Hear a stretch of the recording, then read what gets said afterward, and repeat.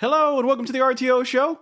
I'm your host, Pete Shau, and we are doing the Legends Series. Today we are talking to none other than the legend, Trooper Earle, all the way from Premiere. How's it going today, Trooper? I hear that you got so much going on this week, but I'm glad you got time to sit with us. How's it going today? Outstanding. It's a busy week, but outstanding. I'm looking forward to our discussion. So I wanted to take us back a little bit because these Legends series are a little bit more about what happened and what got you here versus now and going forward. Of course, we'll tackle that a little bit later, but let's get started with where did Trooper Earle decide, rent to own is what I want to do. Usually when we're talking about people that started and they make it to the Legends series, rent to own wasn't on their radar. And then something happened, some event, some situation, some person brought them into the idea of rent to own, and then lo and behold, they take it, it takes foot, and it just takes off. Where were you when rent to own finally, you caught the rent to own bug? It's probably very appropriate.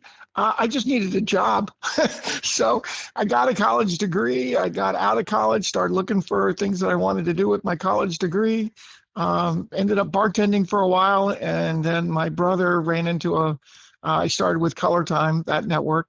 And my brother ran into a ColorTyme franchisee that said, I'm looking for, a new manager at the store. And they were actually talking about a concept that I would be a kind of a junior partner in. And my older brother encouraged me to go get a job. And that's what I did. And I never left.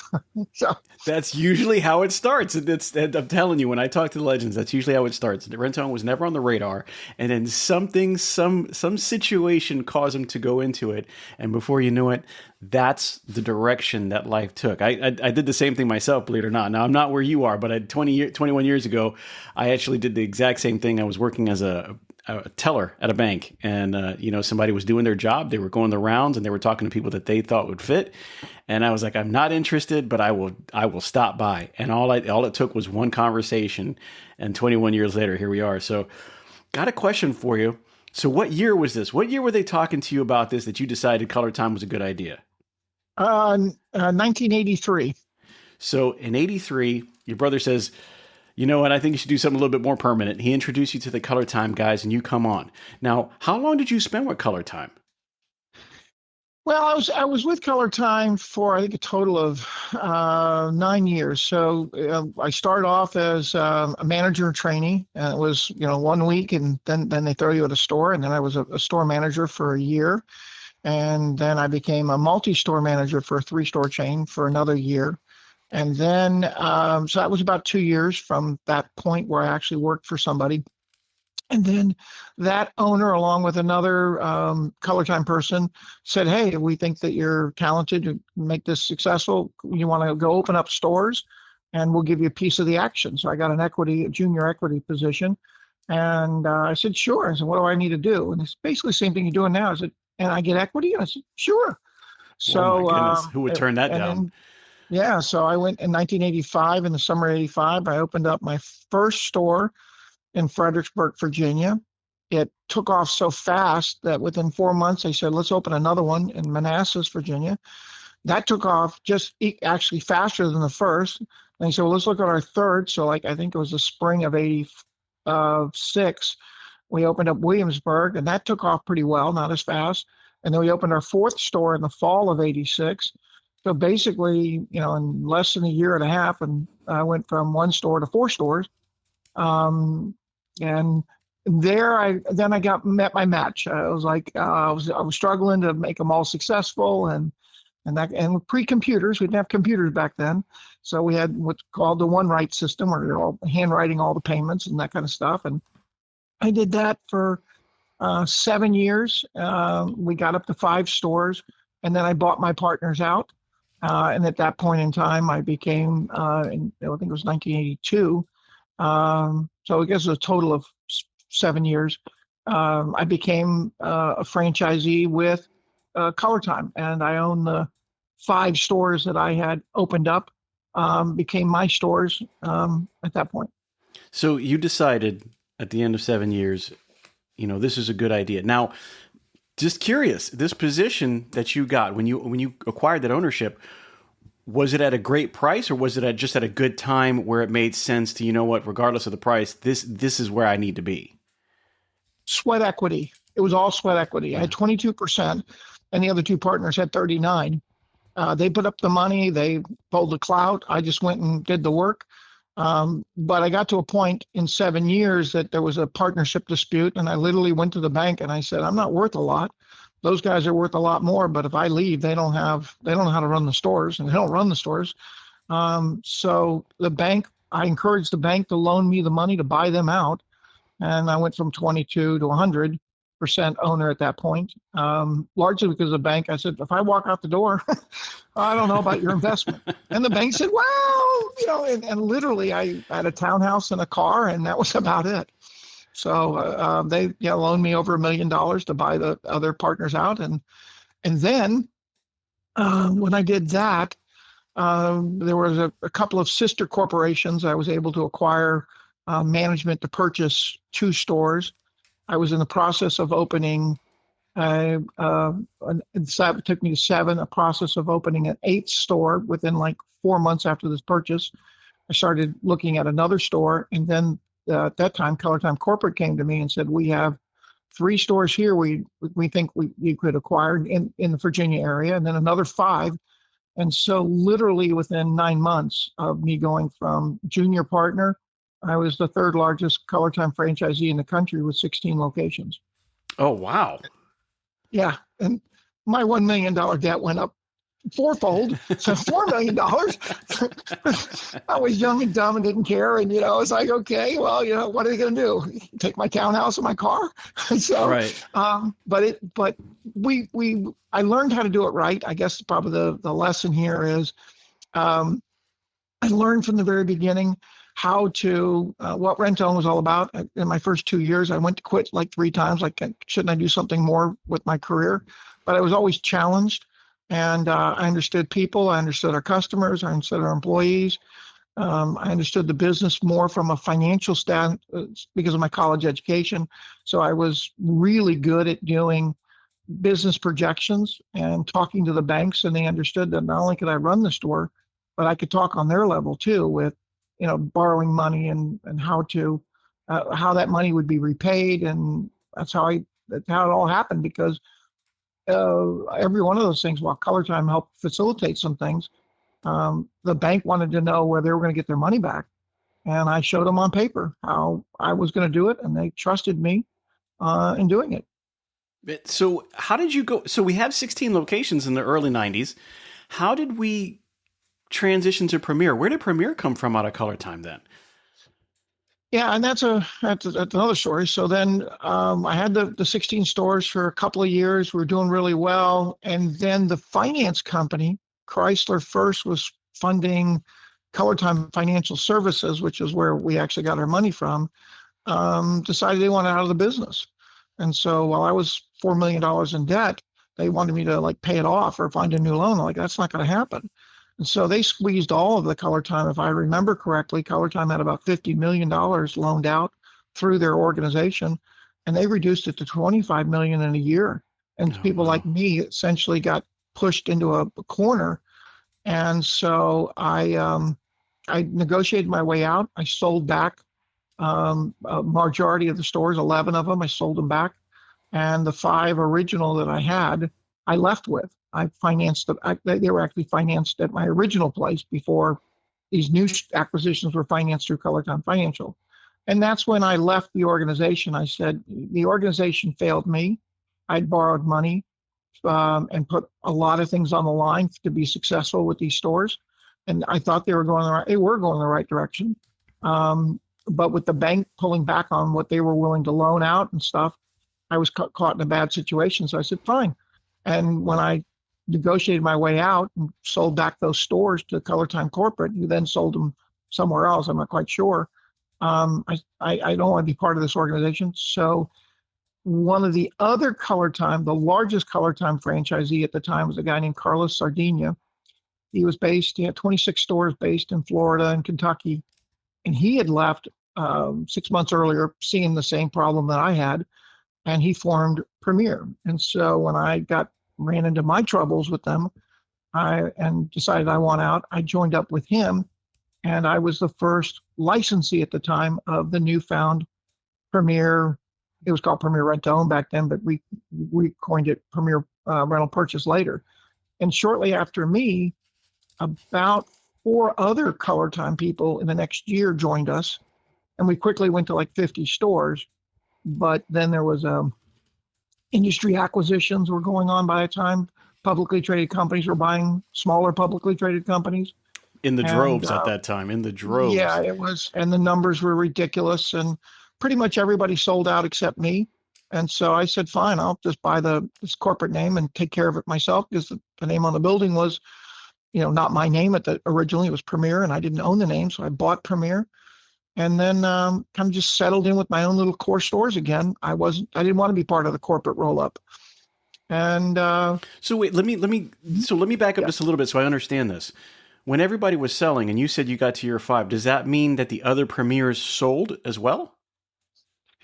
yeah. So Carlos is 26 stores, Hmm. my five, and then four other franchisees. We added up to about 50.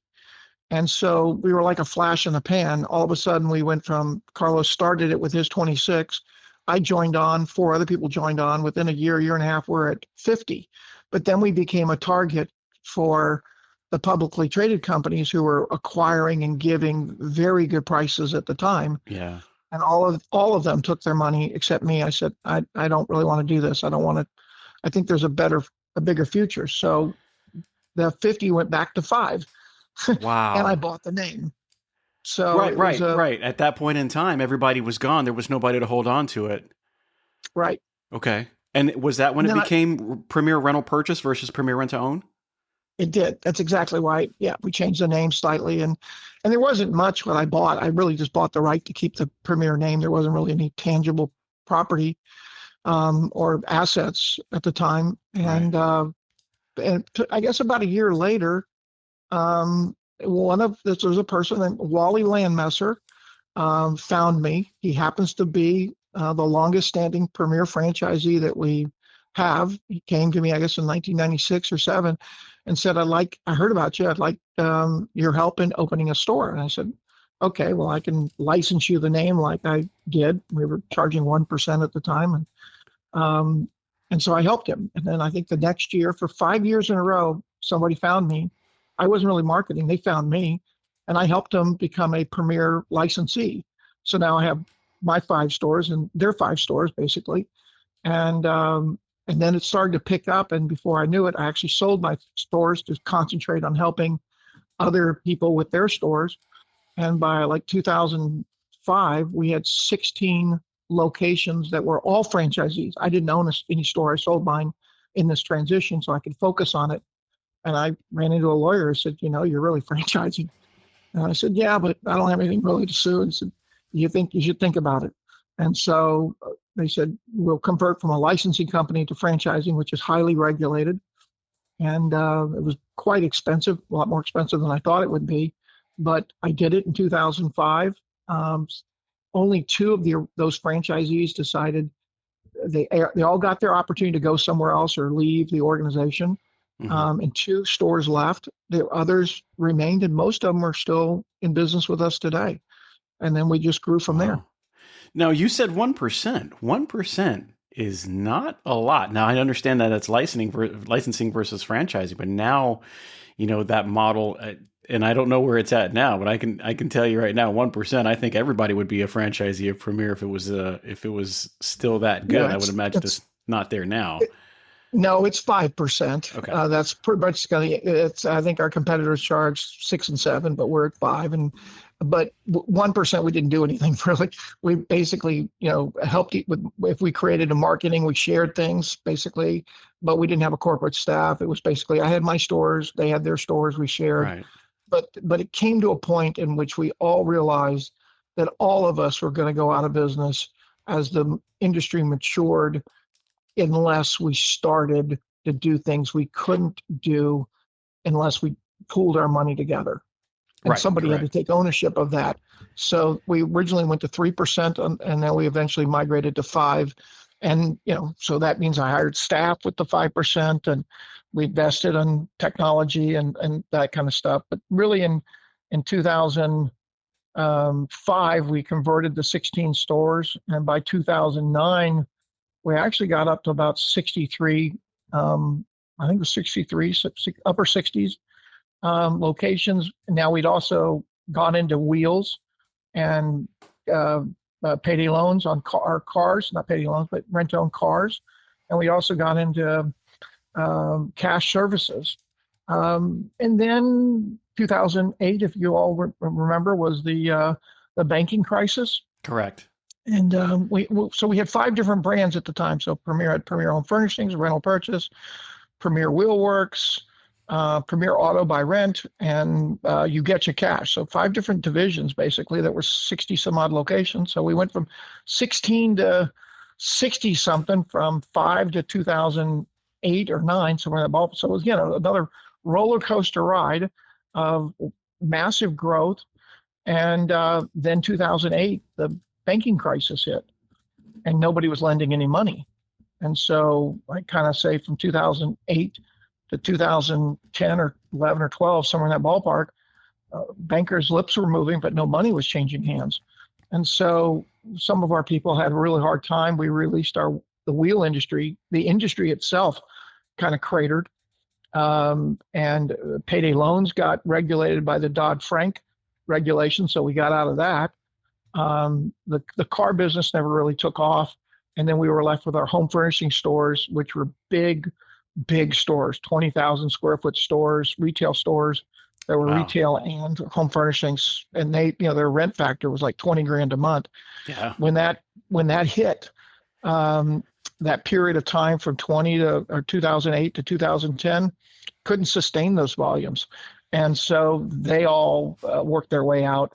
And then we went backwards again to about the 45, 50 store level, which is kind of where we're at now. And while we've had increases, we've had decreases at the same time. So that shook us out. And really about 2012, I guess, from 8 to 12, we were just kind of hanging in there like everybody was, with the change of the banking crisis that occurred in 2008. And it just kept on. So that's how many stores are in the actual Premier business franchise model right now is about 45. 47. 47. So you have 47 at the time. Now I got a question. You've done, I mean, even to this time frame that we're talking to now, we're talking about, we're at the 2008 to 2012 mark. When you're talking about 83 to that time frame, you've had upwards of 60 stores. You've had 4 different types of locations, whether it be tires or furniture or rent to own. You have all, the payday loans. So you have all of this. Was there somebody with you at that point in time that helped you as a mentor or helped guide you in this business that, really helped kind of through the years, just, a kind of like a soundboard, so to speak? And I wouldn't say one person, because there's sometimes there's several, but to do as much as you have, it sounds like a lot to do on your own. And kudos to you if you have. Was there anybody back then that kind of helped you and mentored you along the way? Largely yes and no. Nobody directly in the industry that helped me. The industry's always been very helpful, and APRO has always done their part to provide good information and that kind of stuff. Dan Witzel, a CPA, who I had met him. I was introduced to him by ColorTyme people. He has been instrumental in our success. And he taught me what I didn't know about rent to own from financial aspects. And I tell a story which is very it's funny, but I had 16 stores back in the early days with ColorTyme, remember that. And they said, well, you really need to have a professional accountant. My brother was helping me at the time, but he wasn't a CPA by trade. So I went and go visit Dan Witzel, and I plopped down 16 financial statements. And he told me 3 or 4 of the financial statements that the manager was stealing from me. And I'm like, where do you see that on the financial statement? And I went back, and he was right on all of them. No kidding. And he told me something about almost every one of my stores. This one is, hanging on to old merchandise, and this one's doing this. This one's discounting the first payments, and this one's I'm reading the financial statement. I'm like, I don't get it. Where do you see that? And I went back. And basically, I realized that the numbers, that was a huge turning point for me. that the numbers of the business, if you know, and most people, sadly today, my franchisees don't look at their financial statements. They look at their cash balance and make decisions. And I guarantee you, most small business entrepreneurs look at their cash balance and say, if there's enough money in the bank account, I'm doing all right. But if they would learn to read the financial statements, they can decide from the financial statements where the weaknesses are and figure out how to improve them. And he taught me that. And that was a great education back in, what was it, 1992, 93 area. I mean, And Dan's been in this business for as long as I could remember. Probably another legend that I wish I had time to speak to. He's absolutely been around and seen so many things. Very, very respected as far as what he does and the amount of time that he spent in this industry. I agree with you 100% on that. That you could learn a lot if you know how. And I think some of the things come from that, as far as like people not doing it, owners, especially when you have a 1 to 3 store owner that's really more interested in kind of half and half doing ops, half doing the back end, and not really looking at the financials, is because I'm just saying this from a point of view of myself. I don't think they know how. Some people just haven't been like literally sat down and trained, and this is how you do it. This is what you're looking for, because they come from a place of operations, and not everybody does, but you know, sometimes you get that person that comes from operations. They want to own it because they know it very well. They believe in it. They're very passionate about it. But running the business from outside of the business versus running it from the front counter are completely different situations. And, I think that it could be more, it could be pushed more as far as the training and how they do, or just finding somebody to mentor them, like you were able to say, hey, this is what you're looking for. This is what you're going to see. This is what's happening. yeah, And I'd love to see more of that go on. Speaking of that, well, so just if I can capitalize on that, that happens to be my strength. I can, and you know, I now know I can pick up a financial statement from any business, and not that I'm super at it, but it's not about the numbers, it's about trends and relationships. So if this number on the revenue line and this number on the cost line, and how are they changing over time, you can get a feel for the business. But when it comes to a rent-to-own store, I can now read a financial statement and tell you a lot, within 5 minutes, more than the operator even knows. And we teach that at Premier. In fact, that's how we grew Premier. The way I was able to grow the franchise, we didn't grow it like our competitors around the center, Aaron's, Buddies, where we got, massive amount. We got either rich people already had money, like Aaron's was, I heard one time you had to have a $6 million net worth to open up an Aaron's. Well, oh wow, you don't have to worry about if a guy's got that kind of money. Like, well, your banking is your problem. We provided the banking for every one of our franchisees. We're the odd franchise in the rent-to-own system.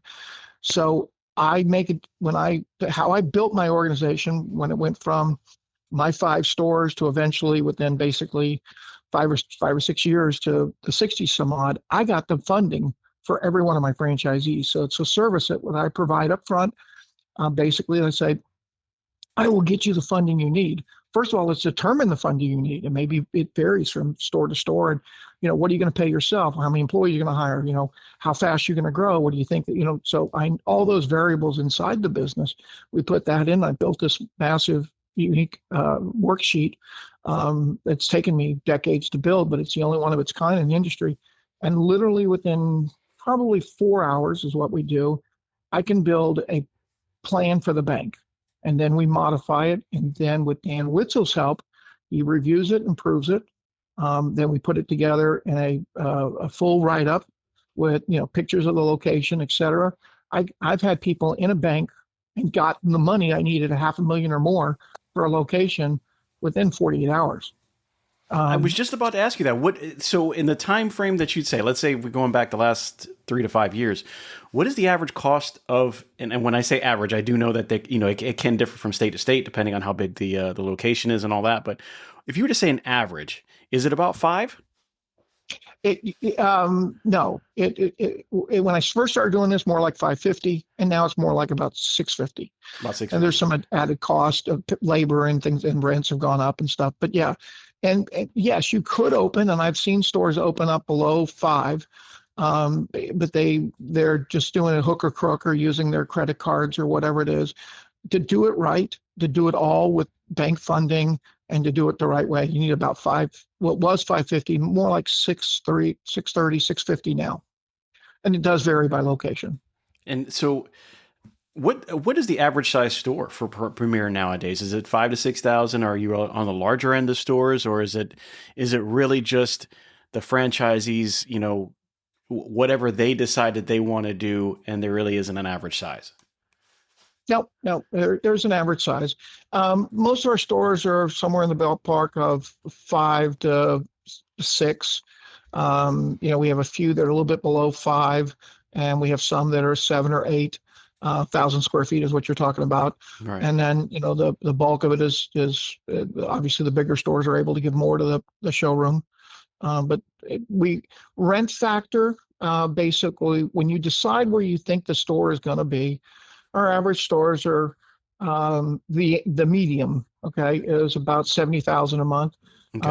Where we have stores that are significantly higher and some that are lower, but the medium is about 70,000 a month. So if you say, okay, you talk to a seasoned operator, and most of the time I'm working with seasoned operators who are in the same market.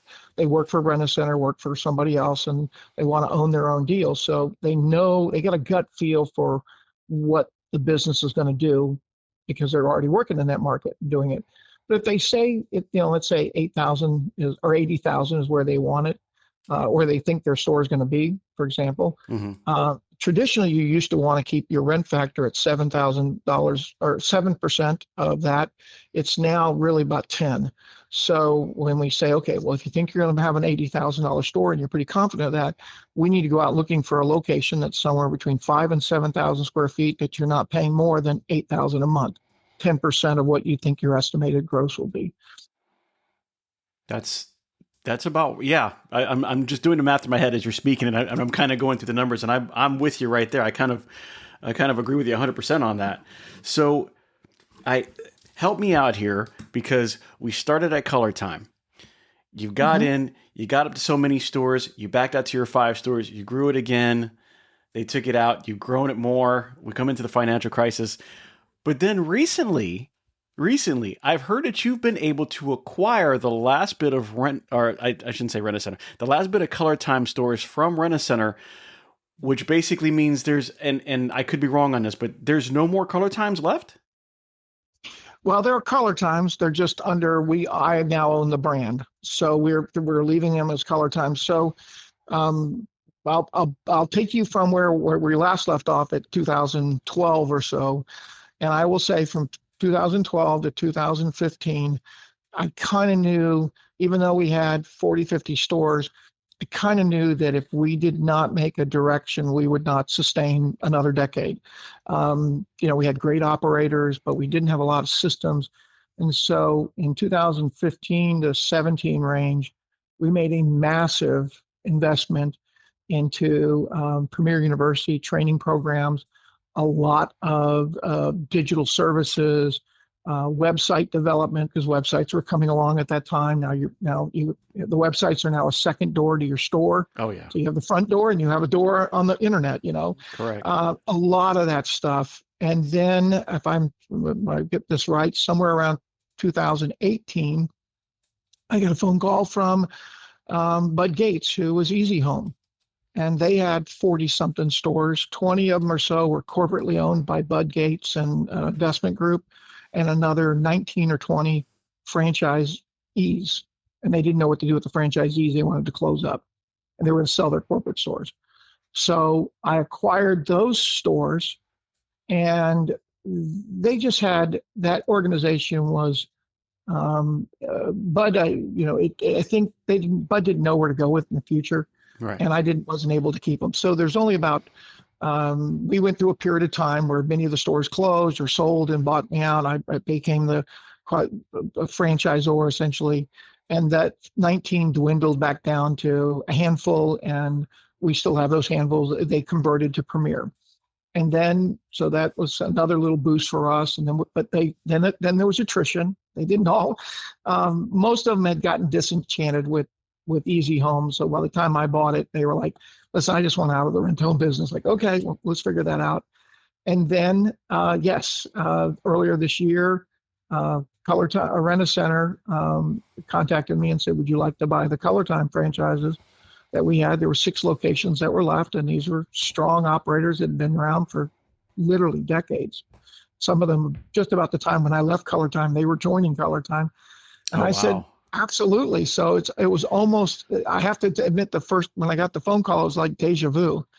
I started at ColorTyme and now I'm buying it. Right, right, And right. so it was, so as much of it as an emotional thing as it was, but we have there's 6 stores, 4 franchisee, great operators. We're excited to have them. And I think they're excited to be with us because they're no longer part of Rent-A-Center, which they were a fish out of water at Rent-A-Center. And for us, they're just like us. They're entrepreneurs. You know, we're down to their level. So I think we're able to give them better support than Rent-A-Center was able to give them, and I think that they'll say the same thing. Something that you mentioned earlier was that you were a different type of franchise, something a little bit out of the norm. And you seem to be doing it very well because you do have a set amount of stores. We're not talking about 1 or 2. So there's a belief in the Premier system. What would you say sets you apart and makes you that different type of franchise in the RTO network versus, let's say, you have buddies out there, you do have Rent-A-Center franchisees and others. I know R&R does franchises. What sets your franchise, in your mind, in your opinion, aside from them, and why would somebody say, you know what, Premier is like where I want to go? Um, uh, Good question. And I would say that initially we were the only franchise in 2005 that would help you with your funding. Not only would we get the funding, but in some cases we actually provided upfront capital, like $100,000, and they would get the rest from the bank. So for just some people, it was that we helped them with the funding. With others, we didn't. We looked for seasoned operators. We didn't look for money people. So, there were probably a lot of people who called Aaron's and they said, well, if you don't have 6.5 million, the conversation's over with, Yeah. and that kind of stuff. So they could say, well, I'm a great operator. Well, good, work for one of our franchisees. So we were the only ones in that niche for the longest time. And initially we had a pretty hands-off model, which was, how to run a rent-to-own store, whether you came from Aaron's, Rent-A-Center, Buddies, Rainbow, wherever they came from. And we kind of let them do it their way. But I will say that over the last 20 years of doing this, the last 5 or 6, well, more than that, 5 to 10, I would say, we started to realize that, we had some people that kind of did it the Aaron's way or the Rent-A-Center way or whatever, that it wasn't working. We as a franchise understand now that in order to be a successful franchise and to be successful, we have to make sure our franchisees are successful. And so they have to be putting money in the bank and for that to happen, they can't all be slightly different. They need to be more uniform. There's still a lot of autonomy that we give them. If they're fine, if they're making money, we kind of leave them alone. Right. But those that are struggling, we bring them back to the baseline. And a lot of them were successful because they worked for somebody, and therefore the card close percentages and some of these things are like, well, I'm working for myself. Some people work harder for other people than they do for themselves. And we have to remind them that that shouldn't be the case. You should work harder for you, and whatever you produce goes in your bank account, not somebody else's. But some Right. people do need they need a boss or something, or someone to tell them the ugly sometimes. And so I think as a franchise organization, sometimes what I'm doing is when people are challenged, I have a saying, when things are not going so well, quit lying to yourself. And when things start going well, you can start lying to yourself. I'll tell you that story. But but the point basically is they have to be told the ugly. And they have to, those are terrible results and you're not doing it well, or you're whatever. And they need that kind of feedback. So what are we different today? We're still about the operator. And we always look to say, I know one of our franchisees is a franchisee of another system outside the rent-own, totally different. And he said that the franchise consultant comes around and he all he wants to talk about is how to raise the revenues. Because as the revenues go up, the franchisor makes money. But when he says, can you help me about my bottom line profit? The franchise consultant doesn't really care. And so we do care. We care about your bottom line profit. We care about your profitability. We care about your associates. And so I would say we're much more in touch and much more active with our franchisees because I'm a former rent-own guy, Right. not a professional franchisor. And so there's a different level of connectivity here. And that's what I think the ColorTyme guys loved about joining us because I am connected with their business. I know their numbers as well as they do. My team knows their numbers as well as they do. Unlike before, where they were kind of on their own, they're a franchisee, but kind of like at McDonald's, you can be a franchisee, but franchisor just cares about their portion, not necessarily what you're doing all the time. So out of all the 47 stores that you have now, how many out of those locations are owners? So I would imagine that some own more than one franchise location, correct? Yeah, we have about 33, I think it is 33 owners, franchisees. And some are multiple two people own, partners. So we have a good amount of single store franchisees, and we have a handful, more than a handful, a good amount, I guess, of multi-store people from 2 to our largest is 5. So if somebody says, you know what, Troop, I love what we're doing here. I love Premier. I have this one store. I want to open store number 2, store number 3, whatever the case is. Do you also help them with the funding to get to those, or are you? I've got you the first one. You know what you're going through. This is your opportunity to kind of go out there and get this done yourself. No, we help with every store. We also help with store transitions. So we have just now hit our 20th year of franchising. And I have franchisees that like, I love you, Trooper, but I've been here for 20 years. I want to do something different in my life. So we're helping them, and we have a standing $100,000 investment that to the buyer. So if a franchisee says, I want to sell, and I have a neighbor that wants to buy me, I will work with the neighbor to help him acquire the store, and I will put up $100,000 for the neighbor to help the current franchisee get out at the price he wants. Obviously a reasonable price, but so there's and then we just work it out with the neighbor, and then the neighbor we're a junior partner in the business, and neighbor can buy us out if that's what they want, or if they don't need our money, we don't offer it. So, well, if you don't have to, right? Yeah. So but I'm also I don't know. I of all the stores that we've ever opened up, I can only probably think of less than a handful, less than 5, that I was not involved actively in the funding. Almost everybody said, hey, let's do the funding. And we use mostly SBA 7A loans. And those loans are very favorable, long 10-year notes. And they're capped at 2.75 over prime. Sometimes we get better rates than that. And so, yeah, we pretty much have coordinated all the funding, and we can go anywhere with that 7A note. It can be, and we probably have done business with 20 different banks over the decades who do those loans. But it's the federal program. So if you know how to pitch the loan, and you know how to provide what they need, you can pretty much go to any bank and get the money. So I have a question for you, because I was looking at the map on the website coming into this, and I noticed that like a chunk, I'd probably say 85% in my visual opinion, is up in the Northeast. What's going on with the rest of the country? I say everybody's kind of grouped up a little bit north of, let's say, well, I don't know, maybe Virginia, going north all the way through to, to the top of, the east side coast, all the way north, and then a little bit over, by the Great Lakes. But I see it all over there. What's going on with the rest of the country? Yeah, we have a stronghold from Nebraska right across the Rust Belt there, right on up into Connecticut. So it's just where the operators came from. We've had stores in Oregon and California, New Mexico, Alabama. We don't now. It really just came with the operators, and so we're franchise licensed to go anywhere in the United States. We've also looked at, franchising in Canada, which is very different. But bottom line, if someone called me from Hawaii and wanted to do it in Hawaii, I'd do it with them. But it's the Make it operators. happen. Yeah, it just so happens. And it's also, if you think about it, that's where the population is too, you know. And then you got some not so friendly business states like California. Well, Right, there's right, population in California or along the West Coast. They're not very friendly to or helpful to small business people. And this is not an easy business to get into, because the barrier to entry is, like we talked about earlier, $650,000.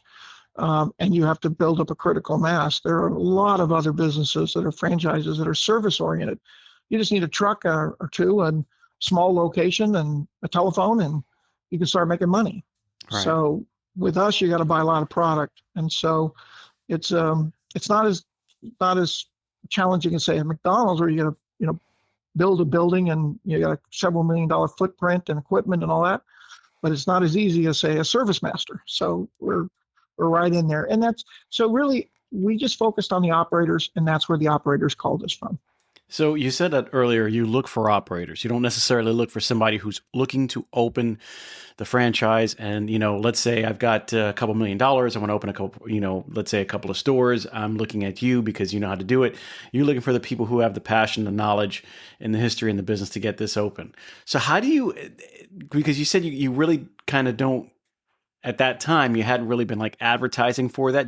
They find you, or you find them, but like, has that changed to more recent times that you actually are looking for people now to join the Premier family, or is it, I'm here, we're doing a great job, and I will keep the doors open for anybody who wants to walk in?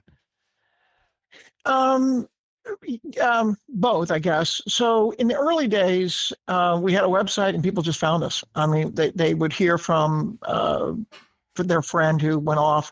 I have people in my organization now that they were both working at Rent-A-Center or something, and they both, one heard about us and he told the other, and then one joined, and the other one's like, well, what am I waiting for? And then he joined. So there was a grassroots, I guess. It filtered from one person to another.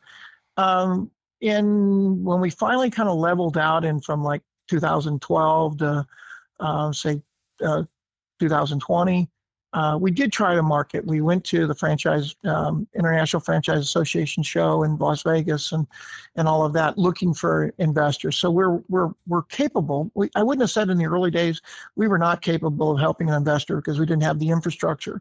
But in that 2015 to 2018 range, we built the infrastructure. So if an investor came to us and said, I've got the money, we would certainly be able to help them. And we've actually got a new program that we're going to announce here at our convention soon, about how to continue the franchise system, and offer additional franchise. But I guess what I'm saying, I know how other people built their franchise. They went to money people. It just has never worked for us. Not that we wouldn't. Someone shows up, sure, we'd figure it out. But and we're capable. It's been our niche to deal with the operators. So going back a little bit, because I want to make sure that, this is such a clean story, right? It goes through and you kind of tell us, what were some of the really big challenges that you had when starting Premier and then kind of going from there? You have your 5 stores, you changed the name over.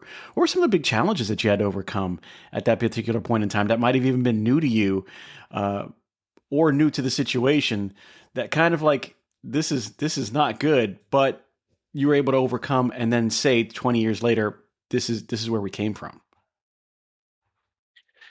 I don't know anybody that I would say that's, so I've been in business now for 40 years, franchising, or been in licensing franchising for 30. I don't know anybody that's had a smooth sail. I think if you want to be successful, you just wait for whatever the next challenge is, and then you have to figure it out. I had one franchisee just tell me the other day, they have a new slogan called JFO, just figure it out. Okay. That's what we did. I mean, because in the early days, I grew from 1 store to 4 because I could handle it. And I could personally be at those stores, but then I realized I didn't have a system, and ColorTyme back then really didn't offer a system. if you know much about the industry, for 30 years, it's really changed. It was Yes. pretty, we had no computers, and now there's systems and processes and whatever. So all of us had to grow along with the change in the industry. So there was that stage, and then there was the funding stage, and then there was the banking crisis stage where we were kind of like, oh, how do we pull this off? And so every one of those hurdles, um, when I bought Easy Home, it turned into a legal mess. So then there's the legal stage. I had to learn a lot about that and that kind of stuff. And so I've been around and I've seen a lot. And I guess the answer is you just figure it out. And you don't really know what it's going to be. But you have to have that attitude that whatever it is, you'll figure it out and you'll go find the resources and the people who can help you get through it that might have been through it before. But it's survival. If you want to be an entrepreneur, it's just survival of the fittest, basically. JFO, right? JFO. Yeah, that's gonna be a new catchphrase. So, yeah. Looking at the future, you said a couple things that I wanted to kind of go at. Actually, really, one of the main things was Premier University. You said that you've seen some of the areas that needed to be trained on, and you created something to help with that. What can you talk to me a little bit about Premier University and what that's about? Oh yeah, that's a massive gem. There's some things I can look back and say we did it right. We invested heavily, hundreds of thousands of dollars, and it took us 3 years to develop it, and we actually were a year and a half behind releasing it until it was right. But it is fully interactive. Started with a very big vision and just hung in there, because the dollars going out were just massive. In the last year, we had 7 people working on it every week, a different talented group to bring it to life. But what it did for us was it brought all of that knowledge that we had into a trainable,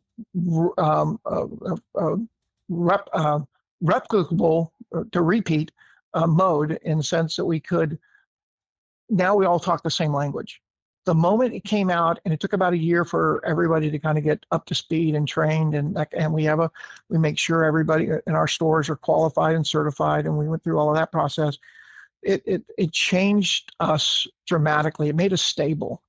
Before it was we were good because somebody at the front line was good. So Premier University, and now we keep expanding it to training for our corporate office staff, training. I hired a warehouse manager at one store, and we need a warehouse manager training program. How do you manage a warehouse? And so now that we've got it, we know how to add to it and add different series. But it has been one of the things that if we hadn't done that in that 15 to 18 period, I'm not so sure we'd be in business today, because we needed to. That's the traditional franchising that I said we morphed from. Loosey goosey. Everybody had autonomy a little bit, as long as you could be successful. And it's amazing how many people. Nobody came to me who wasn't successful in rent to own, but then when they became a franchisee, they became unsuccessful at owning and operating their business. It is different. It is very different. Yeah.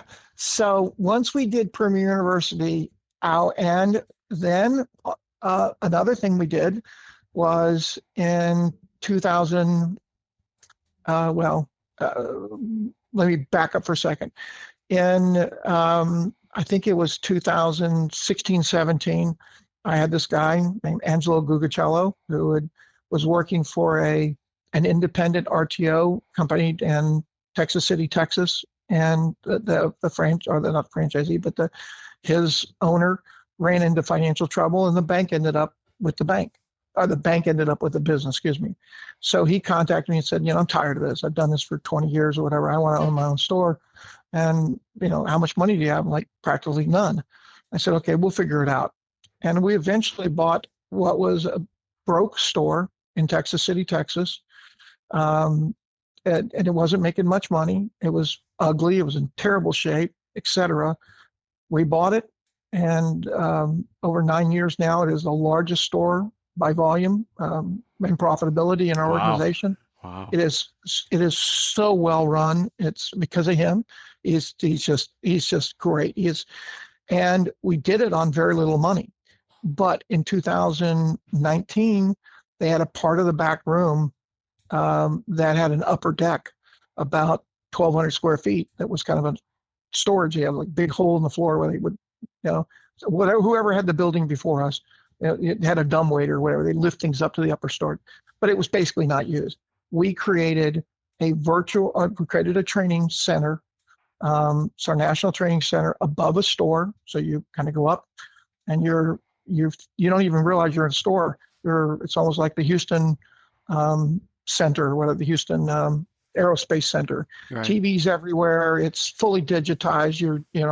And we can Zoom people in and the training center. So we took what was Premier University and created a live training session. We're running live training sessions and programs there, and you walk down out of the center, and before you know it, you walk right into a store. So we created a training center and a store together, and it just so happens, thank God, that what was once a bankrupt store that nobody wanted, by the way, before the bank sold it to us, they called Renaissance Aaron's, everybody else. Everybody said, no, we don't want that. It's terrible. They didn't want it. They couldn't give it away, and they basically gave it to us at a cheap price. And then I'll say one more thing. Then when I realized we were going to send people down there to Texas, I live in Virginia, other people on my staff live somewhere else other than Virginia, and most of our franchisees are somewhere else other than Texas, that we started to host things, and the hotel costs were just killing us. So I ended up buying a house down there on the water, kind of nice because it's close to the water. Nice. It's our corporate house, and I couldn't imagine we did it for cost savings reasons, and I couldn't imagine what was going to happen when I did it. But I will tell you that at the center, during the day, we're talking to the head. And then at night, we go to the house and we'll drink and party and look at the ocean and all that stuff. And it's what changes people is what happens in their heart. At night, they're kind of like, do I want to go back? Am I ready for this or whatever? All the events we do are generally multi-day events. So they come and they spend the night and that kind of stuff. Right. Usually a couple nights. The transformation happens at the house.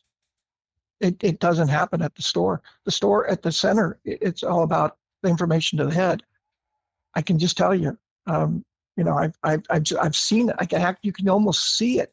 Some people kind of break into tears, or some people are getting mad at themselves. But it's at the house when we're in the relaxing mode or just chilling that you can just see the gears changing, and wow. Something sparks them and says, I'm going to go back and make my business better. You don't see it at the center. Center is too much information.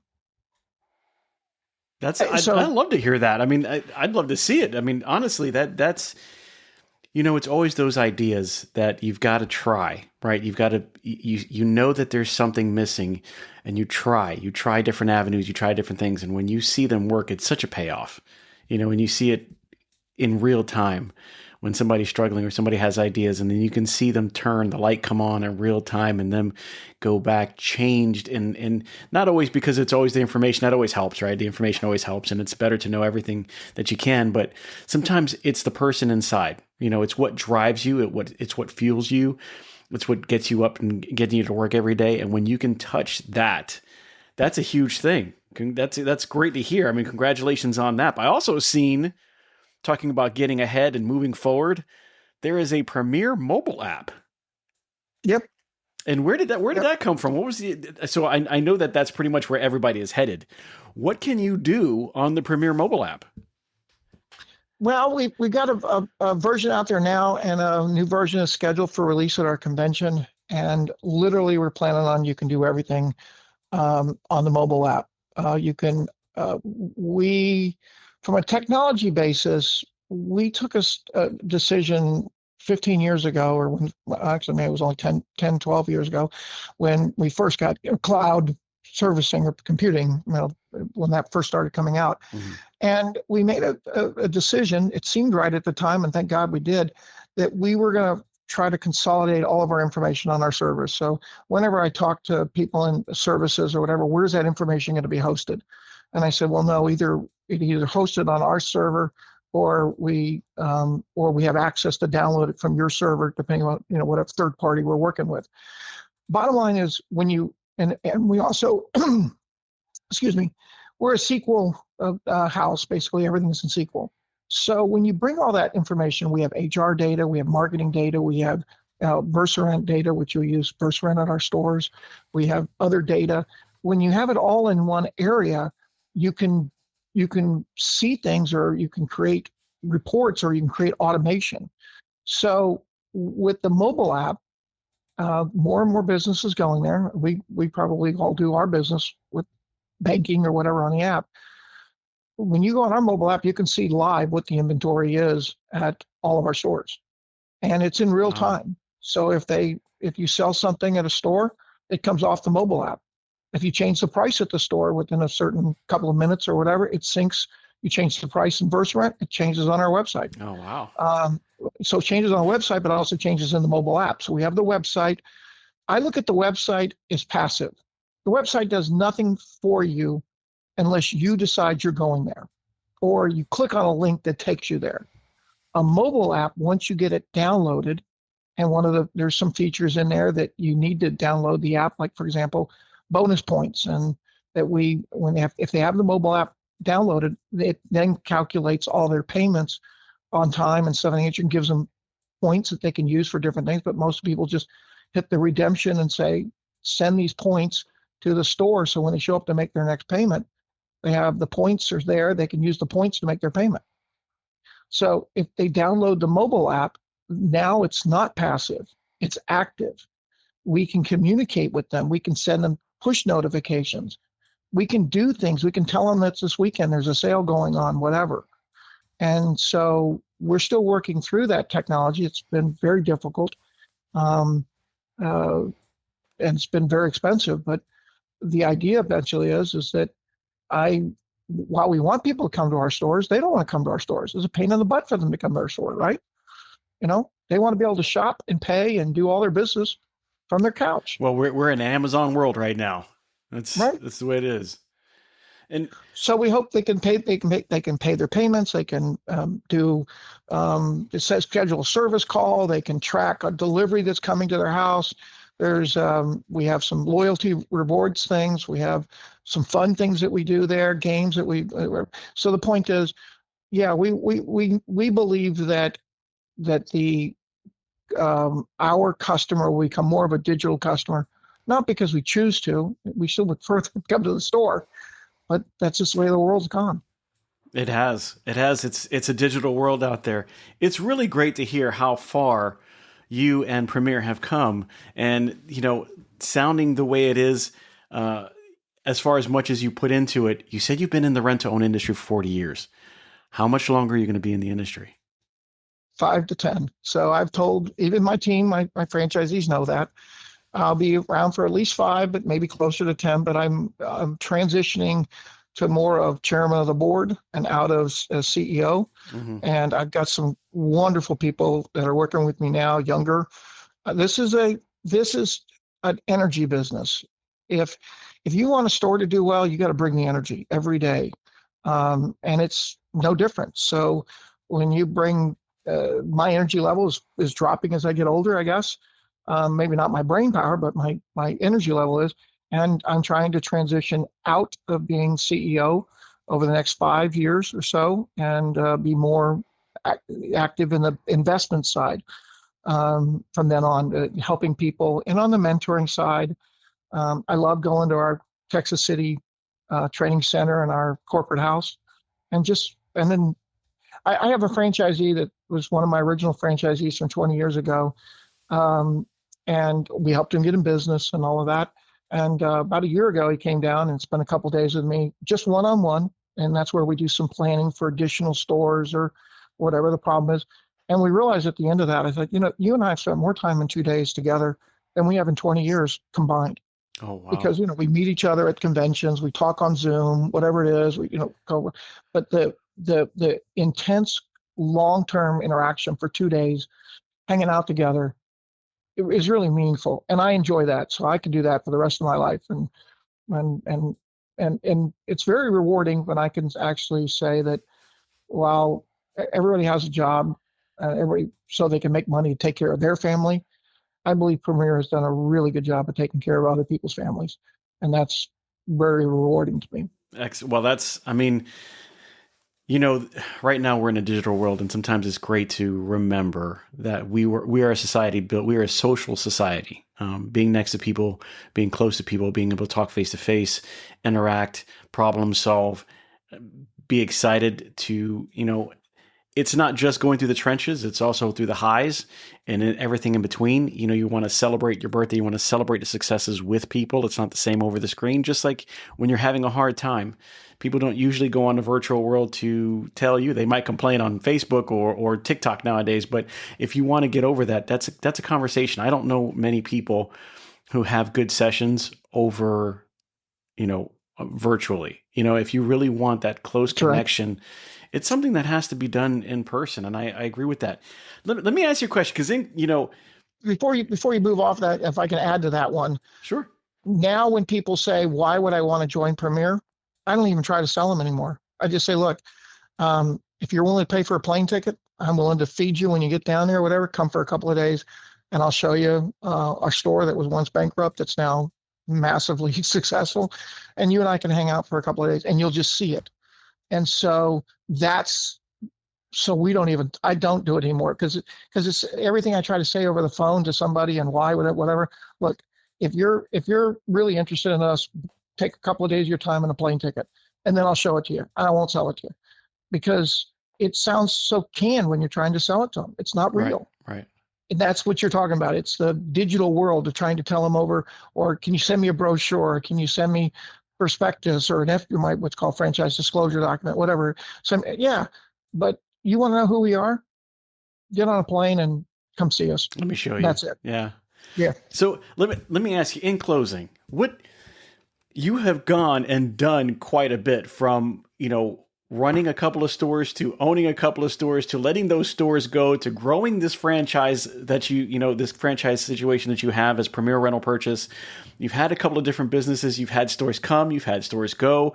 You've had people who are, you know, positively interested in the business do well. And you've had people who are interested in the business get out of the business because they didn't do so well. With all that knowledge, somebody that's coming in, somebody that is maybe in operations now that wants to be where Trooper Earle is, or an owner of their own situation, whatever that might be, what is the advice that you would give to them to say, you know what, if I knew this or these couple of things coming up in the time frame that I did, I think it would have made a huge, huge difference?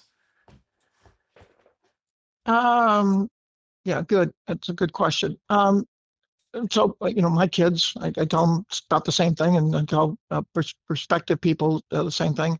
One, there is a statistic that's out there, and it varies, but basically somewhere around 90% of franchise owners are still in business after 5 years, but somewhere around 90%, 80, 90% of independent small business owners don't even make it through the first year. So if you want to be a business owner, you're there's a much greater likelihood of success being part of a franchise. You don't see too many McDonald's stores close.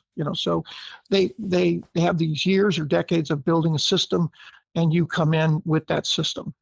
And so if I and me, I have great respect for the independents in the RTO business who, started or up their brand and they're still in business after 30 years. I don't know how they did that all on their own, because I wouldn't be where I am if it wasn't for initially ColorTyme and other people who helped me out.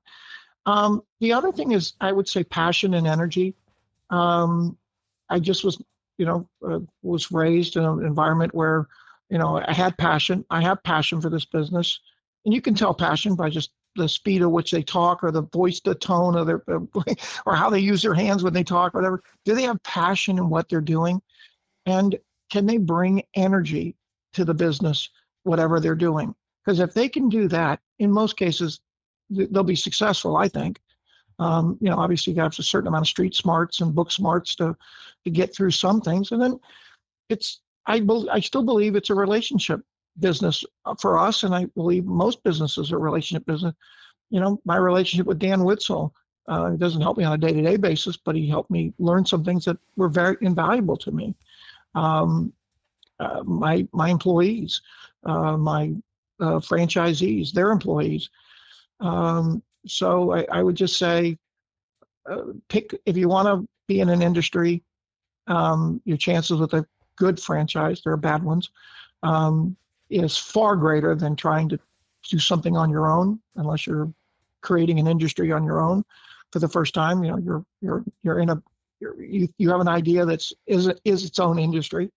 Number two, if you don't love it and you don't bring the passion, I don't think you can be successful in anything. Or why do it, by the way. Agreed. And then the third is, technology is important these days, but your success will always be based upon your relationship with vendors or banks. The time to talk to a banker is when you don't need money. So I'm telling you, no, it's true. I follow bankers. I build relationship with bankers, and the time to build a relationship with your employees, or associates, and friends, and vendors. So. Well, I appreciate the news. I appreciate the insight, and I appreciate you spending time with us today on this journey that we've spent, kind of discussing where you've been, where you've grown, where you've learned, and hopefully where we're going in the next few years. Guys, I appreciate you listening to us and Trooper Earle kind of just tell us what's going on with Premier Rental Purchase.